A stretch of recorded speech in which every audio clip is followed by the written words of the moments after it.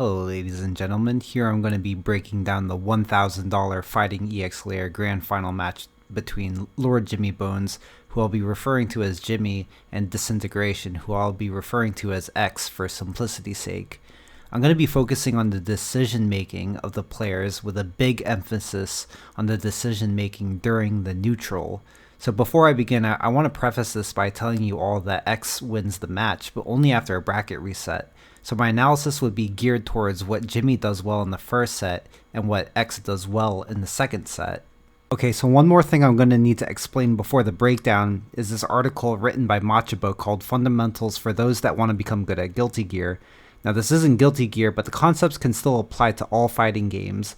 More importantly, this article has a section that explains neutral game using the 3 structure theory. The reason I'm about to explain this theory is because the more I watch this match, the more apparent it becomes to me how much this theory influenced the outcome of the match, whether or not the players knew it. The theory can also be applied to figure out what each player could do differently to change the outcome for next time they play. So to summarize quickly, the 3 structure theory is 3 different mindsets during neutral play. The first is Okiwaza, which means you do moves preemptively in neutral play to cover a certain space or to catch certain moves. The second is Atewaza, which is doing a move that will hit someone who is waiting. In other words, Atewaza is a straight attack. The third is Shashi Kaishi, which is waiting for the opponent to make a move and reacting to it. For simplicity's sake, I'll be referring to Okiwaza as structure 1, or preemptive neutral, Atewaza as structure 2, or attacking neutral, and Shashi Kaishi as structure 3, or reactive neutral. All neutral play could be boiled down to one of these 3 structures, and the interesting thing is that they act as a rock, paper, scissors game. In other words, 1 beats 2, 2 beats 3, and 3 beats 1, so on and so forth. Anyways, before I bore you all with theory fighting, you can check out the article in the description. But just remember this detail because it's going to be the main focus of this breakdown. Start of the round, both guys do a pretty safe option here. You see X does a neutral jump, and Jimmy just sits there.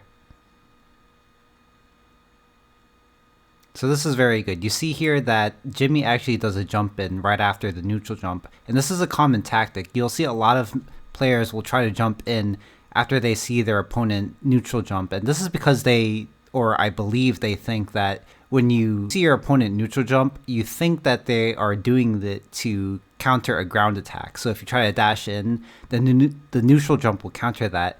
So a lot of players will try to jump in as soon as they see that because they think that their opponent, their neutral jumping opponent, isn't watching the air. And so whether or not these guys see it, this is usually a common tactic I see. So this is very good from X to be able to react in time to anti-air. So off of the anti-air, it's now X's turn to attack. So you're going to see him take advantage of this. We're going to see what kind of pressure he does. As you see, he lands 2 throws, 2 tick throws. And then here we're going to see he goes for another one. And Jimmy's going to try to steal the turn back. He sees the stagger and then neutral jumps. And he steals this turn. So I'm going to explain this once for if you don't know fighting games, but generally in fighting games, whenever a player is attacking, it can literally equate to being their turn to attack. And generally, since so many fighting games heavily reward offensive play over defensive play, this game included, a good way to win is to not give up your turn to attack by landing hits. Sounds simple? However, since we have to assume any competent player won't just allow you to hit them, a mix-up will be needed to be applied to hit the defending opponent's attempts to take their turn back. So anyways, Jimmy steals the turn, and now it's his turn to attack. We're just going to let this play out. And right here, we're going to see him actually go for a slight stagger. And you notice that X gets hit, but is standing up. So this either means that he was trying to either tech a throw or neutral jump, as you see, is standing up when he got hit. So he probably tried to jump in between the gap to punish a throw, or he was trying to swing to steal his turn back. So this allows Jimmy to keep his turn because he landed a hit. And so Jimmy's able to maintain his turn for the rest of the round because he keeps finding hits here. Essentially keeping his turn here. So right here at this moment, believe it or not, we actually find our first moment of neutral since the beginning of the first round. And what we see here is that X actually walks up and attacks Jimmy right from neutral. So right away we know that this is actually structure 2, where he is attacking from neutral. So this chain causes another neutral situation to pop up, and we're going to see what Jimmy does in neutral. So we see jump back gun, and this is actually done preemptively. He's doing this to cover a space on the screen to get his turn back in neutral. And this is actually an example of structure 1, his preemptively doing something in order to take his turn back in neutral. So right away we know early on that in neutral we've seen X is going to be structure 2, where he's going to straight up attack, and then Jimmy is structure 1 from the first time we see a neutral situation. And from what we know that generally structure 1 beats structure 2, so we're going to see what happens. Even though the gun misses, Jimmy's still able to find the hit and steal his turn. So now he's on the attack because it's his turn. So there's another stagger, finds another hit, and so his turn continues. More pressure. And so right here, his turn actually ends, and we get another moment of neutral. So we see that X actually attacks from neutral again, so this shows that he's still structure 2. And right here, we're going to see that Jimmy successfully blocks this attack. So now we have another neutral moment right here. So what does Jimmy do? We're going to see him jump back preemptively and shoot gun. So we've seen in the only 2 moments of neutral this round, both players have showed their approach to the neutral game in the same exact way. Jimmy, in both situations of neutral, he preemptively jumped back and did a move to cover a certain space. This shows that his structure 1. And X, in both moments, he went straight to attack Jimmy, shows that his structure 2. And from what we know once again that structure 1 generally beats structure 2. So Jimmy's going to win the rest of this round. So now I'm just going to let this play out because it's now Jimmy's turn. Or actually he messes up and X gets the throw. Now it's X's turn. So we're going to see the pressure here. And then there we see Jimmy actually preemptively stick out the button and chip him out. So once again we see Jimmy in that one final situation of neutral. He was preemptively poking out with the crouching medium kick, which shows his still structured 1 and X is still structured 2, because you see X is still attacking in the beginning of the round. So now you see still Jimmy's turn here. We're going to see the pressure, and we're pretty much just going to let this play out. I don't remember the other. There was a pull-up in there. Oh, that's right. God knows how many other characters he's played off screen. There was Hokuto. Oh, the grab attempt with. And then Jimmy gets the final hit with the Hunting Gogi to close out game 1. Now I will talk about the Hunting Gogi since it played a huge factor in this match, but I have a lot to say about it, so I'll come back to it later. But to hammer the point home, we did learn that from the start of the match, we see Jimmy consistently had a structure 1 approach to neutral, and X had a structure 2 approach. So barring any colossal mistakes from Jimmy based on Machabo's 3-structured neutral theory, on paper, he should win. Jimmy should win. And the first game really illustrated this perfectly. It was a convincing 3 rounds to 0. Now, of course, there are other factors in play, such as the character matchup and the fact that Area is not X's main character. But if we continue watching the match, we will find that this theory continues to hold up. So we're going to see at the start of the match, X attacks his waiting opponent in the neutral. So we see that right from the start of game 2, his still structure 2 approach. There you see a nice stagger, gets the hit, and now he's going to be on the offense. So now it's his turn. We see Jimmy swinging, trying to get out of it. And right here, we're going to see that it's still X's turn. And then there, a nice block from Jimmy on the sweep. So this creates another neutral situation. So we're going to see Jimmy do. We see him do a preemptive crouching medium kick to catch X dashing in. It doesn't work. And you see a nice anti-air. So you see that Jimmy is actually watching the ground and the air. Nice reactions. So another neutral situation. What do we see now? So in neutral, we're going to see Jimmy do another jump back gun preemptively to cover a space. So this shows that Jimmy is still structure 1, as you see the preemptive gun. Now, I'm actually going to let the majority of this game play out because I think if you're not already sick of me saying the word neutral, you probably will be soon.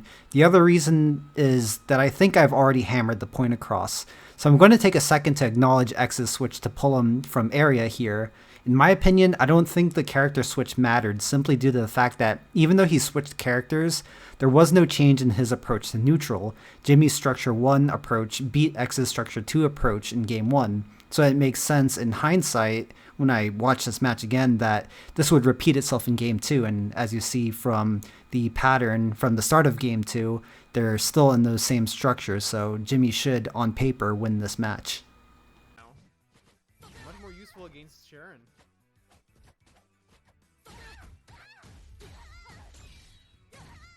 Sharon's special, good knocked in her.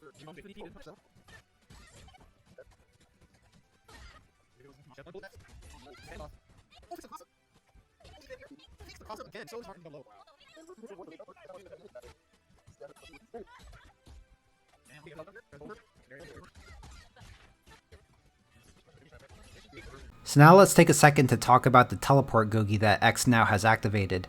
As you can see, the condition to activate this is to dash for a total of 4 seconds. Now as you see here, it's currently round 3, so it's not exactly early in the game, but it's also not super late in the game. That being said, I believe having access to a Gogi that can be used to create some pretty dirty setups like teleport mid-game is a pretty strong weapon to have, and I think this deck altogether is a bit underutilized by the community.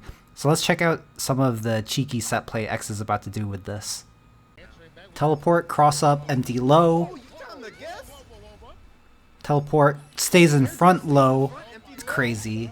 Really dirty setup. Oh, he missed the confirm. Tried to chip out. Oh no. No funny there. One more touch. Oh, Rezakana. Shit. Erase Arcana to chip it out. Damn. Disintegration putting in the work. Pull him being. And we're going to skip the rest of this game because the strategies of the players are still the same from the first game. Barring the little roadblock that X's cute little teleport mix-ups did to make the game close, it still went to Jimmy's favor because Jimmy for the most part was winning in the neutral. X was going for straight attacks in the neutral, forcing his way in, and was getting countered by Jimmy, who was preemptively doing things like jump back gunshot to catch X coming in. From there, Jimmy would steal his turn and rack up damage. I know it's repetitive, but just to hammer the point home, Jimmy's Structure 1 approach in the neutral beat X's Structure 2 approach. And so you may have noticed that in the first 2 games, there have only been a handful of moments where both players are in neutral. That is because in fighting EX Layer, at the highest level, you want to minimize the time spent in neutral and maximize the time it is your turn, or in other words, maximize the amount of time you're in advantage. And this is because every moment in neutral is an opportunity for someone to steal their turn. And the 3-structure neutral theory is applied to try to get your turn in neutral. Here we are in Game 3, we notice X actually switches characters yet again, this time to Blair. And this is the point where I feel the match truly begins. It's worth noting that these two players played in the winners finals match of this tournament, and X won that match using Blair. Now I'm going to go on a bit of a tangent here for a second because I find it peculiar that X didn't choose to go with Blair from the get-go. I could be totally wrong with this, but my theory is that it's a strategy for the winner side player to choose an unusual character to prevent their opponent from downloading their main character and allowing it to snowball out of control until the loser side player wins the whole thing. It's low risk because X has some games to lose. His unusual pick can work and then he wins up the whole tournament, or he loses, the bracket resets, and he switches to his main with a fresh start, forcing his opponent to readapt. Of course, I don't know if this is what X was truly thinking in the moment. I'm not a mind reader. For all I know, he could have been just flexing his prowess with multiple characters just for the sake of it. So at the round start, we're in neutral here. And what does X do in neutral? We see he runs up and attacks. So we know that his still Structure 2 approaching the neutral. His running up and attacking. We see when Jimmy blocks this, he actually steals his turn back with a throw.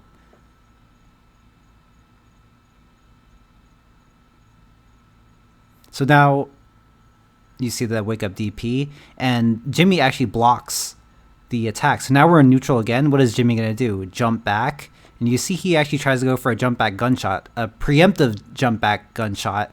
And this kind of looks like he's still in structure 1 here, but he gets sniped out of the air by X. So we know what Jimmy's going for. He's going for preemptive attacks to try to stop Disintegration and counter him. So you see another small moment of neutral. Jimmy goes for a preemptive crouching light kick as X jumps over it. So we see that Jimmy, in the last few seconds, he did a preemptive jump back gunshot and a preemptive crouching light kick. So we now know that his mind is still in structure 1. Because just a reminder, the theory is that structure 1 neutral should beat structure 2 neutral. So Jimmy, in theory, should still win against X. And the thing is, over the next few games, he does win and resets the bracket. And even though X made the rest of the games before the bracket reset razor close, despite losing to Jimmy in neutral, I don't think this was due to him picking Blair, but rather due to his use of Blair in combination with the Stealth Raptor deck. So we notice by using the Stealth Raptor deck, X has access to the Hunting Gogi. In the beginning of this video, I said I'd come back to talk about the Hunting Gogi because I had a lot to say about it. Well, now is the point for me to go into a pretty long-winded tangent about this Hunting Gogi, so I'll let the match play out while I do so. So in case you aren't familiar, the Hunting Gogi gives you access to a short hop at the cost of half a bar of meter. This short hop is an extremely powerful tool because it changes the neutral game in a way that forces your opponent to prioritize their mental stack in near humanly impossible ways. To explain what I mean, I have to explain a Twitter thread by Keit that is also explained by Sajam, discussing the concept of prioritizing the mental stack in fighting games. So to summarize, when playing fighting games, our brains could only focus on doing a certain amount of things at any given time. What we choose to focus on at that time is what we call our mental stack. Better players usually aren't better because they could fit more into their mental stack, but rather because they are better at prioritizing their stack on what's important, or at least that's his theory. So to give an example, a common misconception about fighting games is that you need to have amazing reactions to be good at them. However, in most situations, the reactions aren't that important. Most humans have relatively similar reaction speeds, so as long as you know how to, everyone should be able to react to a jump in with an anti-air if you're looking for it, or in other words, if you're prioritizing it into your mental stack. Fighting games are obviously more complex than just anti-airing jump-ins though. A lot of times you hear commentators say it's hard to watch the air and watch the ground at the same time. It's very hard to react to a dash and anti-air a jump at the same time. There's only so many things our brains can prioritize at once. Focusing on whiff punishing something on the ground super heavily means you probably won't be able to react to a jump with an anti-air. So in essence, better players know when to shift their mental stack to prioritize anti-airs and when to prioritize dash-ins.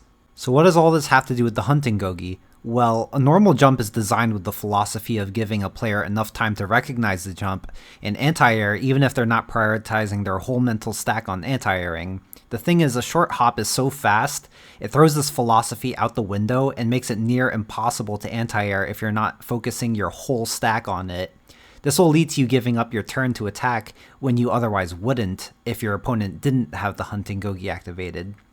Referring back to Machabo's theory, remember that preemptive base neutral, or structure 1, is supposed to beat quick attacking neutral, or structure 2? Well, having access to the Hunting Gogi makes it significantly harder for a structure 1 player to beat a structure 2 player with hunting activated. I still have a bit more to say about the Hunting Gogi, but I'll save that for a later point in this match. The point is, even though we see X is still playing with a structure 2 approach, he makes it hell for Jimmy's structure 1 approach to beat him.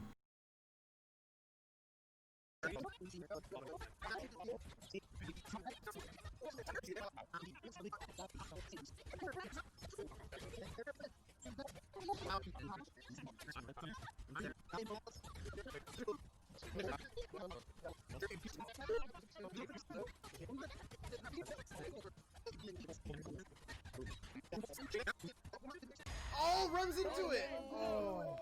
From far away, we have Reset. a reset. Bracket versus. So here we are after the reset, a fresh new match, and we're going to have a moment of neutral right here at the beginning. So let's see what both guys are going to do. As we see in the beginning of the round, neutral, what does Jimmy do? He's going to jump back and shoot a gun, while you see X actually runs up and tries to poke at him. So you see that these guys are actually still doing the same approach. Jimmy is still doing his structure 1 approach, where he's shooting the gun out preemptively to catch X's structure 2 approach, where he tries to run in and attack. So since both players are using the same approach to the neutral, what ends up happening is a continuation of the first set, and Jimmy ends up winning the first 2 rounds here.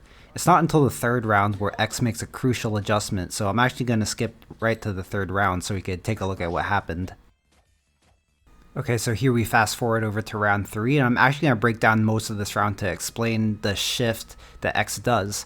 Notice here you see the preemptive jump from Jimmy. You see a bunch of preemptive jumps here, but there's something different. You notice that X, you see how he waited there and anti-aired? There's something different now. You notice how he didn't just go straight up to attack him. He waited for Jimmy to preemptively jump, and then he saw that and anti-aired. So you're going to see a little bit of, you see X takes his turn now, and we're back in neutral. But you see that X isn't straight up attacking. He's waiting for Jimmy to make his move, waiting for Jimmy to do something preemptive. And you see he gets tagged there low by Jimmy, but we're going to see another situation of neutral after he blocks Jimmy's turn here. So here we're in neutral, we see the preemptive jump back gun, and you notice that X waits for it. He waits for it and jumps over it. So there's this huge shift difference. So we're going to see one more situation here. There you see the jump from Jimmy, the preemptive jump, and X notices it, dashes in, and punishes it with the dash in low. So what we just saw was a shift in the approach to neutral from X. For the entire match up to this point, X was taking a structure 2 approach to neutral, where he was running straight in to attack, and he was losing to Jimmy, who was preemptively throwing out moves in neutral, like air gunshot to catch X coming in. We just saw X start to wait for Jimmy to do his preemptive moves and punish him after. If you remember back to Machabo's theory, this approach is structure 3, and X's switch to structure 3, according to Machabo, should beat Jimmy, who's still playing structure 1. And what we're going to see for the rest of the set is X run a train on Jimmy. He uses the structure 3 approach, and Jimmy never adjusts to it. Jimmy continues with his structure 1 approach, gets punished, and gets rushed down by X for 3 straight games. And something I find interesting to take note of is that after this match on Jimmy's Twitch channel, he reflected on the match and said something that really stuck with me. He said, "After he switched to Blair, I made some mistakes in the neutral, and it was all downhill from there." Again, I'm not a mind reader, so I could only speculate, but I wonder if this shift from X is what Jimmy was referring to. He kept using preemptive moves in neutral and started getting punished when X waited for them instead of running into those moves.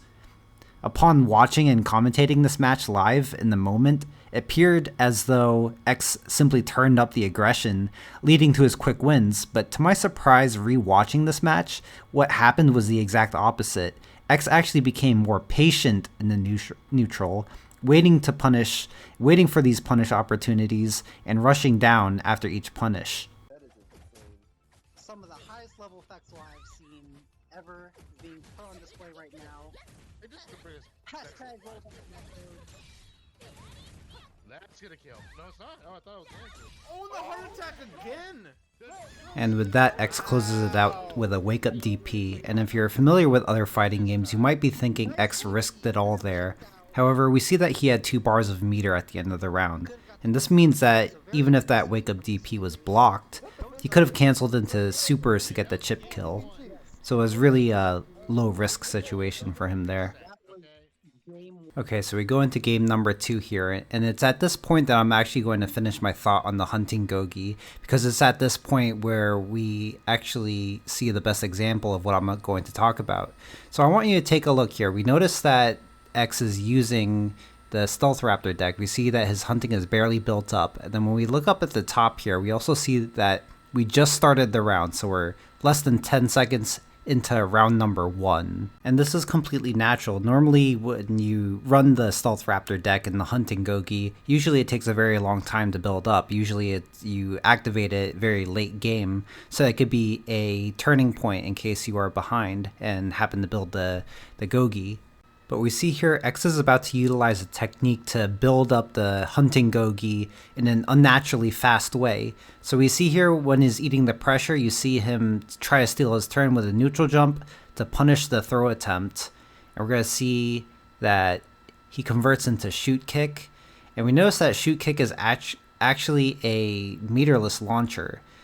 So what he's going to do from here is he's actually going to do a run juggle. And this run juggle, if you keep your eye on the hunting Gogi that's building up as he does this very slowly, is that it's going to actually build up the hunting Gogi faster than you could possibly do if you don't have the run juggle, or if you don't have an opportunity to run juggle.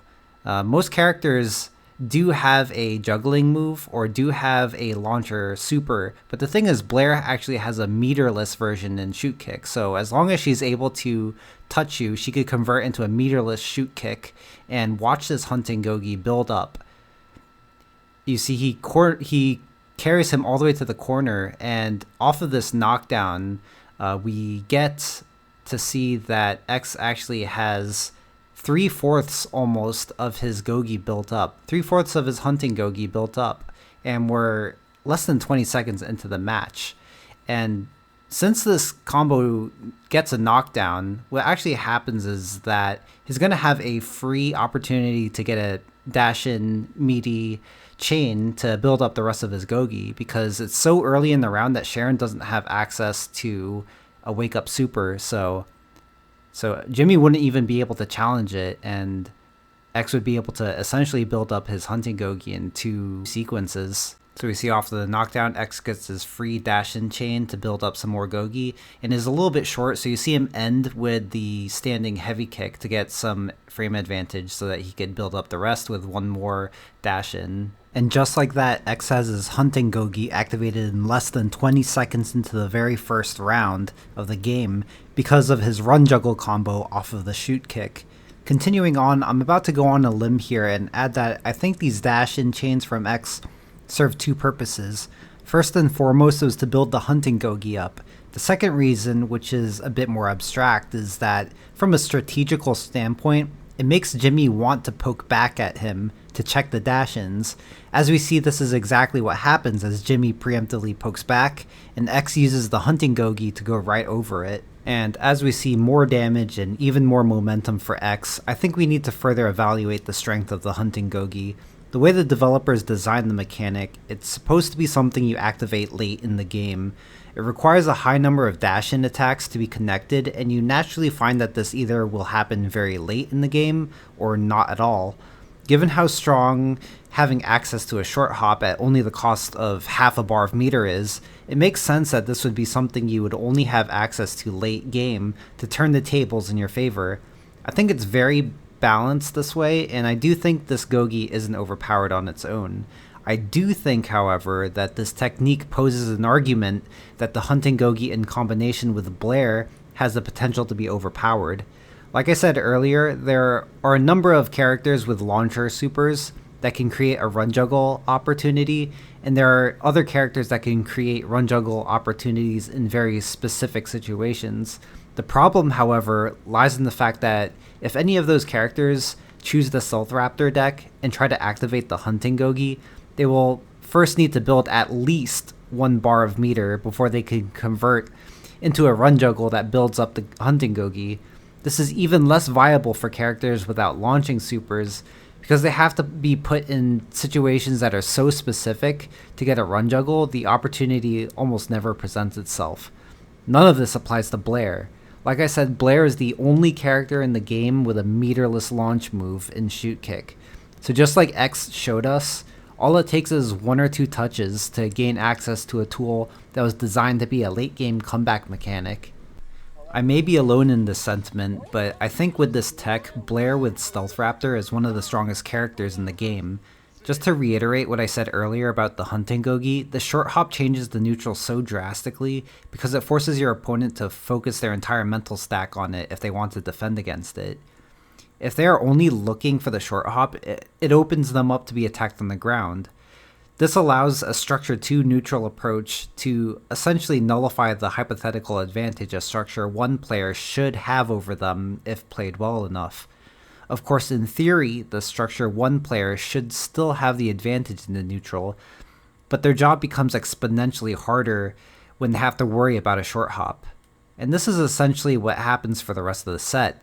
X becomes more patient, switched to a structure 3 neutral approach to counter Jimmy's structure 1 approach, built up his hunting Gogi early in the match, and from there rotated his neutral play back and forth between structure 2 and structure 3 to close out the match.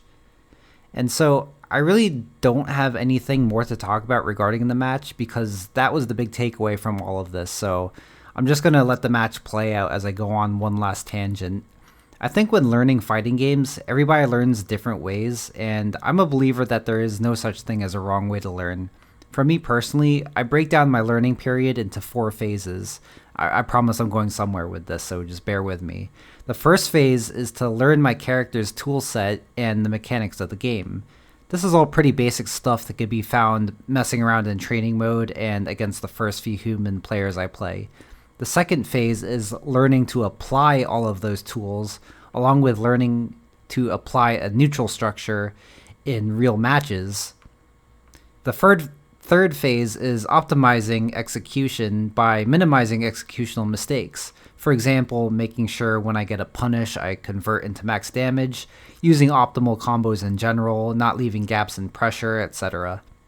We could always improve upon this phase, but there comes a time when we can move on to phase 4, which is learning to apply all 3 neutral structures in matches and rotating between them on the fly. This is where I think I currently am with fighting EX Slayer. I struggle to adapt when I run into a player that beats me in the neutral. X shows us in this match that he was able to recognize that he was losing with the structure 2 approach and successfully switched to a structure 3 approach mid-match to win. I do consider myself a pretty good player in this game, but not a top-level player. I think what separates the good players from the top players is the skill to rotate on the fly, and X really exemplified this skill, which really left me with a lot to take away from and learn from. Bang. Ooh, air to air. No punish. Wow. Expecting the super. He's probably respecting the super. He was probably respecting the super bait. Jimmy has 2 bullets left. Gets 1 shot. Oh, there goes one. That's one touch though by Disintegration though. Oh, is that it? No! 3 seconds left. 2! 1! Oh